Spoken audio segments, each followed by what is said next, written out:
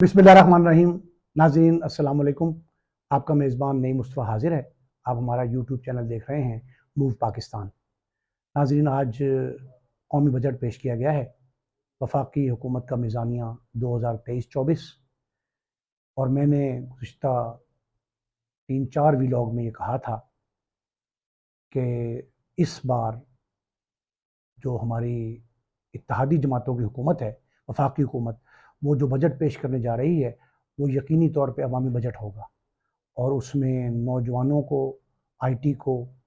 और सरकारी मुलाजमीन को जो है वो तरजीहन सहूलियात और मराहत दी जाएंगी। गुज़िश्ता रोज़ के व्लॉग में भी आपने देखा कि हमने जो फिगर्स पेश किए थे, मोरलेस बजट के फिगर्स वही हैं। 1-2% की तब्दीली के साथ वही बजट वफाकी वज़ीर ख़ज़ाना मोहतरम इसहाक़ डार साहब ने पेश किया है, जिसके तमाम तफसीलात हमने गुज़िश्ता रोज़ के व्लॉग में आपको बताई थी। नाज़रीन, आज का जो बजट है वो इस एतबार से बहुत अच्छा है कि ये हमारे नौजवानों के लिए, हमारे आम शहरियों के लिए और जो सोशल मीडिया है बिलखुसूस उसके लिए बहुत खुशाइंद बजट है। अशियाए सर्फ की कीमतें कम होंगी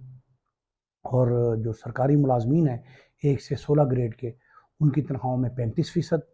और जो 17 ग्रेड से ऊपर हैं उनके 30% इजाफा किया गया है।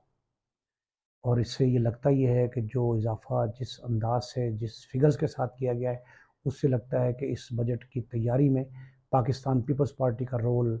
बदरजा उत्तम मौजूद रहा है। इसलिए मैं कह रहा हूँ कि पाकिस्तान पीपल्स पार्टी के दौर में हर बार जब भी वो बजट पेश करते हैं, जब उसकी हुकूमत, इवन जो सिंध में हुकूमत है वहाँ भी और वफाक में भी जब हुकूमत थी उनकी, दोनों तीनों बार, तो उस वक्त भी उन्होंने बजट में सरकारी मुलाजमीन की जो तनख्वाहों में इजाफा किया है। इसी तरह पेंशन जो है वो 17.5% बढ़ाई गई है और जो मुआशी शरह नमू है वो 3.5, मैंने गुज़िश्ता रोज़ भी अर्ज़ किया था, वो 3.5% के एतबार से है। फिर अफरात ज़र के बारे में नाज़रीन एक बड़ी अहम बात यह है कि वफाकी वज़ीर ख़ज़ाना की बजट अभी स्पीच चल रही है असम्बली में, जो मंजूरी दी है कैबिनेट ने, उससे मैंने ये फिगर्स लिए हैं। उसमें इन्होंने कहा है कि हम अफरात ज़र जो है यानी इन्फ्लेशन रेट जो है वो 21% पे ले आएंगे। इमरान खान साहब के दौर में ये 40% तक चला गया था, यानी पीटीआई का जो गुज़श्ता दौर हुकूमत है रिसेंट पास में, वो 40% तक गया था। अब इनके जो वफाकी हुकूमत के इक़दाम हैं और उनका ये दावा है कि हम अफरात ज़र जो है वो 21% तक ले आएंगे। तो मेरा ख़्याल है कि इससे मुल्क में जो सबसे अहम मसला इस वक्त जो महंगाई है उसमें कमी जो है उसके इशारे मिल रहे हैं। और फिर जो और एक अहम बात यह है कि सोलर पैनल जो है उस पे जो खाम माल की ड्यूटी थी वो ख़त्म कर दी गई है। नाज़रीन, ये सोलर पैनल की तरफ हम जा रहे हैं। तवानाई का बड़ा बहरान है हमारे यहाँ, तवानाई के बड़े अहम फैसले हुए हैं इस बजट में और बड़ा खुशाइंद है। और बड़ा जो माहिरीन मईशत हैं वो इसको सराह रहे हैं। इस पॉइंट को अभी तक जो मैंने देखा है, मुख्तलिफ लोगों की आरा सुनी है, उसके मुताबिक सोलर पैनल पे जो ड्यूटी ख़त्म की है उससे जो सोलर पैनल के रेट्स नीचे आएंगे, उससे हमारा जो है वो बिजली के मुतबादिल के तौर पर जो है वो तवानाई हासिल होगी। और मेरा ख्याल है कि ये एक बड़ा खुशाइंद इक़दाम है। वफाकी हुकूमत का जो दूसरा अहम काम है वो 1 लाख लैपटॉप जो है वो हुनरमंद नौजवानों को देने का ऐलान किया गया है, जो काबिल भी हों और अहल भी हों उसके। और ये जो कहा जा रहा है कि ये 1 लाख लैपटॉप दिए जाएंगे,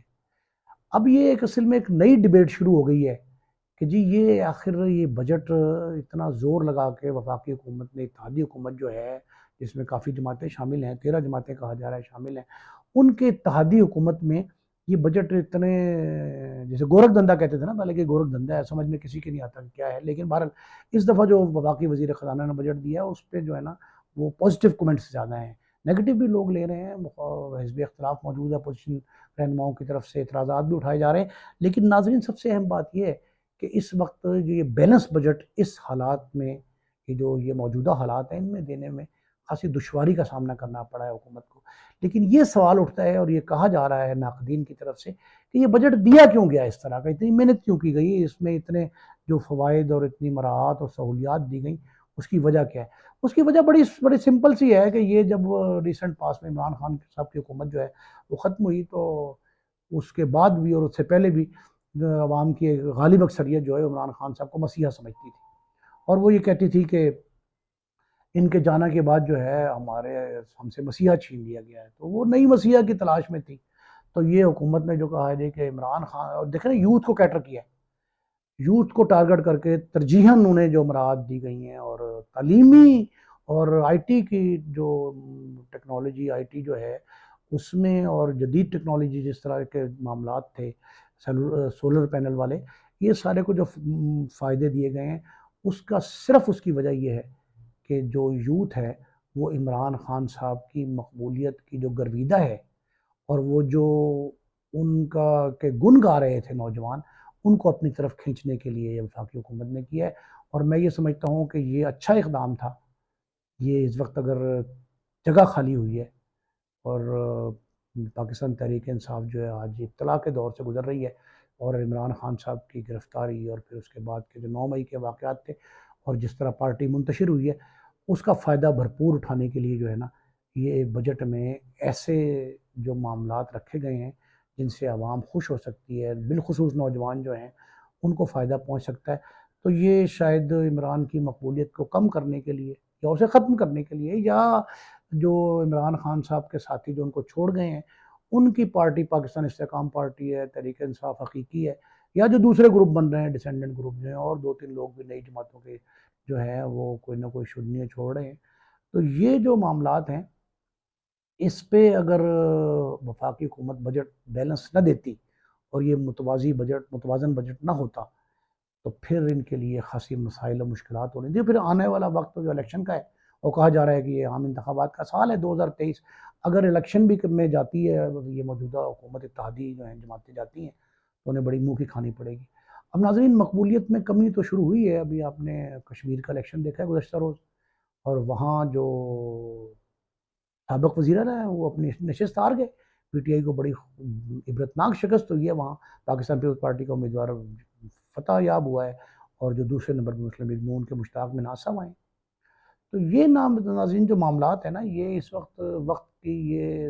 انتہائی اہم اور اشد ضرورت تھی کہ اس طرح کا بجٹ دیا جائے، اور یہ وفاقی حکومت تو ہماری بات کی مستحق ہے، ایک اچھا بجٹ دیا ہے، اور اب یہ توقع کی جا رہی ہے کہ جو صوبوں کے بجٹ ہیں وہ بھی اسی تقلید میں اچھے انداز سے بنائے جائیں گے۔ مہنگائی کنٹرول کرنا بہت ضروری ہے، غریب کو ریلیف دینا بہت ضروری ہے، عام شہری جو ہے اس کی استطاعت سے اس کے جو ہے وہ باہر نکلی جا رہی تھیں اشیاء ضروریہ جو ہیں، ان کو کنٹرول کرنے کے لیے اہم فیصلے کرنا ضروری تھے، اور میرا خیال ہے اسحاق ڈار صاحب اور ان کی جو معاشی ٹیم ہے وہ اس مبارک بات کی مستحق ہے، اور یہ معاملات جو چل رہے ہیں اس وقت، ان میں اس سے اچھا شاید بجٹ پیش کیا جانا ناممکن تھا۔ ناظرین، یہ تو بجٹ کی صورتحال ہے۔ اب گزشتہ سے پیوستہ جو بات تھی کہ یہ جو استحکام پاکستان پارٹی آئی ہے، آئی پی پی، وہ جو استحکام پاکستان پارٹی ہے اس کے میں نے گزشتہ روز عرض کیا تھا کہ خاصا مشکل درپیش ہے اس کو، کہ بعض رہنما جو پی ٹی آئی چھوڑ کے آئے ہیں وہ عوام سے منہ چھپا رہے ہیں، وہ پبلک میں نہیں آنا چاہتے۔ گزشتہ روز جو پہلا ان کا اجلاس تھا جس میں پارٹی کی اناؤنسمنٹ ہوئی ہے باقاعدہ، اس اناؤنسمنٹ کے وقت بھی وہ لوگ جو بہت ووکل سمجھے جاتے تھے، عمران خان صاحب کے دستے راز تھے، اور پی ٹی آئی میں بڑی مقبولیت تھی ان کی، اور ان کو جو ہے لوگ سننے کے لیے آتے تھے، نیوز کانفرنس پریس کانفرنس کرنے کے وہ ماہرین گنے جاتے تھے، ان لوگوں نے جو ہے کل گفتگو کرنے سے احتراز کیا ہے، پرہیز کیا ہے۔ تو وہ جو لوگ تھے وہ خاصی پریشانی ہے ان کو اپنے حلقوں میں بھی، انتخابی حلقوں میں ان جو ہے نا وہ نہیں جا رہے، اور لاہور کو جو ہے اپنی قیام گاہ بنا لیا انہوں نے، اور وہ لوگ جو جیلم کے ہیں، سیالکوٹ کے ہیں، فیصل آباد کے ہیں، وہ گجرانوالے کے ہیں، وہ لوگ شاید ابھی اپنے حلقے میں عوام سے نہیں ملنا چاہ رہے، اپنے ووٹر سے جو ہے نا کترا رہے ہیں، صرف اس بنا پر کہ کہیں ان کے خلاف کوئی ہیٹرڈ نہ کریٹ ہو جائے۔ نئی جماعت کا مستقبل جو ہے وہ خاصا مشکل ہوتا ہے، جماعت کو جو ہے نا وہ اس کی تشکیل کوئی مشکل نہیں ہے، لیکن اس کو اسٹرینتھن کرنا، اس میں پبلک سینٹیمنٹس کو لے کے آنا، یہ خاصا مشکل فعل ہے۔ اور یہ جو جہانگیر ترین صاحب، علیم خان صاحب ہیں، ان کو پی ٹی آئی کی اے ٹی ایم کہا جاتا تھا دونوں کو، یہ دونوں انویسٹرز تھے، باقاعدہ سرمایہ کاری، سرمایہ داری کے طور پہ انہوں نے، کسی نے اپنے بلڈنگز دی تھی، کسی نے اشتہار بازی کی تھی، کسی نے ہیلی کاپٹر دیا تھا۔ تو یہ ناظرین اگر دولت کے بل بوتے پر